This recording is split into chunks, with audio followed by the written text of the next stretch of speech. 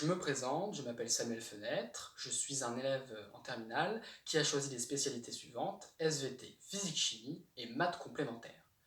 Je vais tout de suite aborder la problématique suivante qui est lequel du savon ou de la solution hydroalcoolique est le plus efficace pour se laver les mains.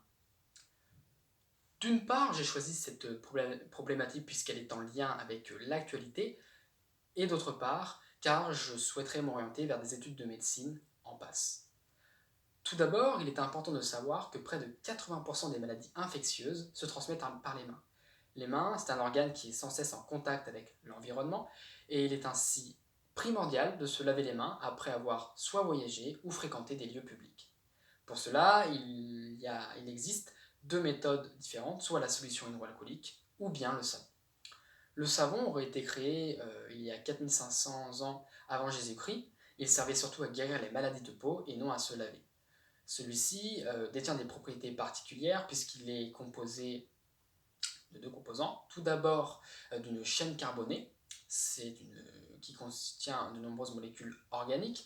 Ce sont des molécules qui constituent les êtres vivants, tels qu'un arbre ou un être humain, comme le carbone, l'oxygène ou l'hydrogène.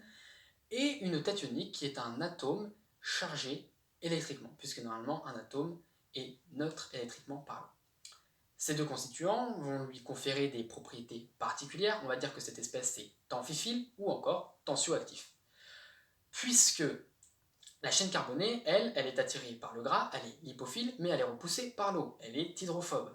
Au contraire, la tête ionique, elle est attirée par l'eau, donc elle est hydrophile, mais elle est lipophobe, puisqu'elle est repoussée par le corps gras. Ainsi, si nous prenons l'exemple d'un lavage de mains, oui, puisque le savon n'est efficace qu'en présence de l'eau, si vous l'avez bien compris, le savon va se trouver entre le gras et entre l'eau, ce qui va permettre euh, aux propriétés des deux constituants, qui sont antagonistes, qui sont en contraste, eh bien d'agir. En effet, la chaîne carbonée va se mêler au corps gras, puisqu'elle est repoussée par l'eau. Quant à la tête ionique, elle va se dissoudre dans l'eau, puisqu'elle est repoussée par le corps gras. Ce qui va conduire à la mise en place de micelles. Les micelles, ce sont de petites sphères, des petits amas de graisse, qui vont former une boule, une sphère. Et ainsi, ce gras va ensuite partir grâce à l'eau de rinçage, qui va permettre de décoller le gras. Ainsi, le savon décolle le gras présent sur les mains, grâce à l'eau sous forme de micelle. Et il faut savoir que les virus et les bactéries sont constitués de membranes qui sont elles-mêmes constituées majoritairement de lipides.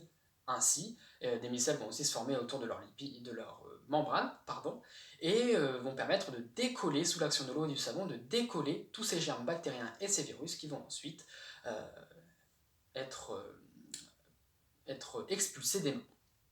Ensuite, il y a un autre moyen qui s'est démocratisé surtout il y a environ une vingtaine d'années, grâce à Didier Pittet qui a été son inventeur, qui a permis de lever son brevet pour le bien commun de tous, et là, en association avec l'Organisation mondiale de la santé, permis en 1995 de la démocratiser, surtout dans les hôpitaux. Celle-ci est surtout constituée d'alcool, à près de 60% de concentration, et il faut que cet alcool, pour être efficace, doit être environ à 70 degrés. Sinon, ce ne sera pas qualitatif.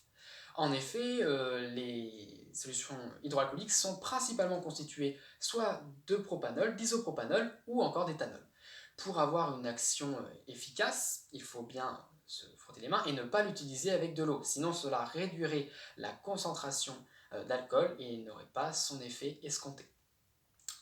Le gel hydroalcoolique, la solution hydroalcoolique est aussi composée d'un agent antibactérien, puisque l'agent antibactérien permet de contrôler, de neutraliser la bactérie, et l'alcool va directement dissoudre, désintégrer la membrane de cette bactérie ou de ce virus, et ensuite désintégrer totalement pour qu'il n'y ait plus de traces de celui-ci. En effet, la solution hydroalcoolique est une mesure d'antisepsie.